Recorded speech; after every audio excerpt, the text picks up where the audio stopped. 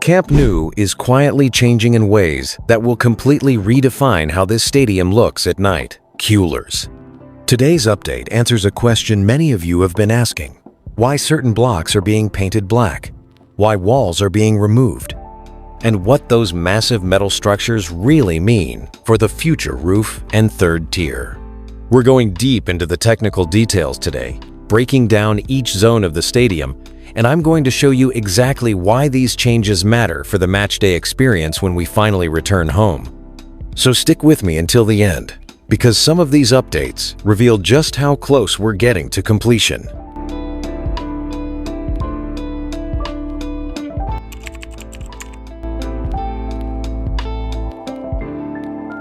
Let's start between the tiers, where we are now seeing glass panels being installed. These glass sections are not random. They are part of the VIP box areas designed to offer premium viewing, insulation, and a modern finish. Now, you might be wondering, why does this matter? Well, these aren't just ordinary glass panels. They're engineered specifically for acoustic control, temperature regulation, and panoramic clarity. This means VIP guests will experience the roar of the crowd without the harsh wind or rain that often affects open-air seating. And here's something interesting. The positioning of these panels also suggests that Barcelona is preparing multifunctional spaces. These areas won't just be used on match days. They'll be available for corporate events, exhibitions, and private functions throughout the week. This is a clear sign that interior and hospitality zones are moving into finishing phases, not just raw construction. The structural skeleton is complete in these sections. And now it's all about refinement, luxury, and creating an unforgettable experience. Moving to the sidelines at ground level, something important has happened. Parts of the walls have been cut and completely removed. Now, at first glance, this might look like a mistake or a setback, but it's actually the opposite. This tells us one thing very clearly: the renovation is flexible and adaptive.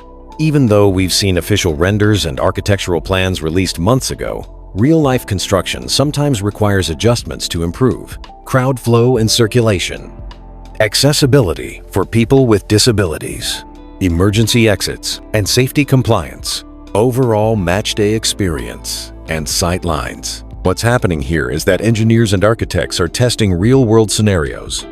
They're walking through these corridors, simulating crowd movement during peak times, like halftime or after a goal, and they're making micro adjustments to ensure everything flows smoothly.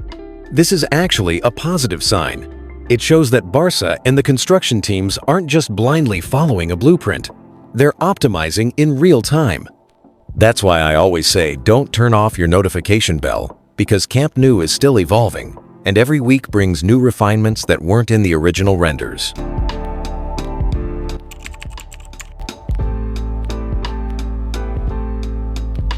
Now let's talk about those enormous metal pieces recently seen on the ground, and some already being lifted upward. If you've been following the drone footage, you've probably noticed these huge steel beams and lattice structures being delivered to the site. Some of them are still on the ground, and others have already been hoisted into position. So, what exactly are these for? These components are critical for three major elements: facade works and the exterior cladding system, third-tier structuring and upper-level supports, roof support systems, and cantilever engineering. Let me explain why this is such a big deal. Remember, the new Camp Nou will feature one of the largest stadium roofs in Europe, covering not just the seating bowl, but extending outward to protect fans from rain and sun while maintaining an open-air atmosphere. To achieve that, you need incredible precision. Every metal element you're seeing now is prefabricated off-site, laser cut to exact measurements, and then transported to Camp Nou for assembly. These aren't just random beams. Each one has a specific role in distributing weight, resisting wind forces, and supporting the massive canopy that will eventually cover over 105,000 spectators. This is heavy engineering, not cosmetic work. We're talking about load-bearing structures that have to withstand decades of use, extreme weather, and the vibrations caused by 100,000 fans jumping in unison. And the fact that we're seeing these being installed now? That's a signal that the structural phase is accelerating rapidly.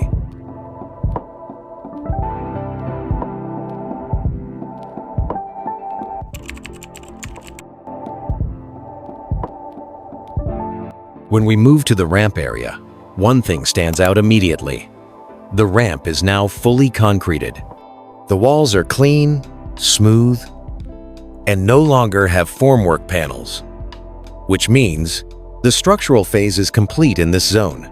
This area is ready for finishing touches like lighting, signage, and surface coatings. It's being prepared for full access integration on match day. Now, this might seem like a small detail, but think about what this ramp represents. This is one of the main vehicular access points for team buses, delivery trucks, emergency vehicles, and VIP transport. Getting this right is essential for smooth operations, especially during high-stakes matches when timing is everything. The fact that it's now finished structurally means logistical planning is moving into the final stages. This is a major step forward for matchday operations and behind-the-scenes coordination.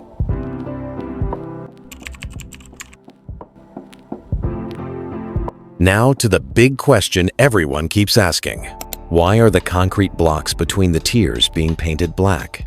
I've seen dozens of comments asking about this, and some people thought it was just for aesthetics, but there's actually a very smart technical reason behind it. Here's the real answer. The stadium will feature decorative illuminated panels that light up the exterior at night. Barcelona wants Camp Nou to have a stunning nighttime presence. Imagine the stadium glowing with dynamic LED lighting, shifting colors for different events, creating an iconic silhouette visible across the city. But here's the problem they had to solve.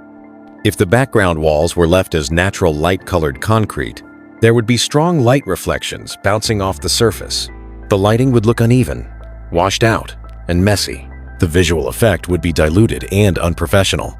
By painting the blocks black, light absorption is dramatically improved.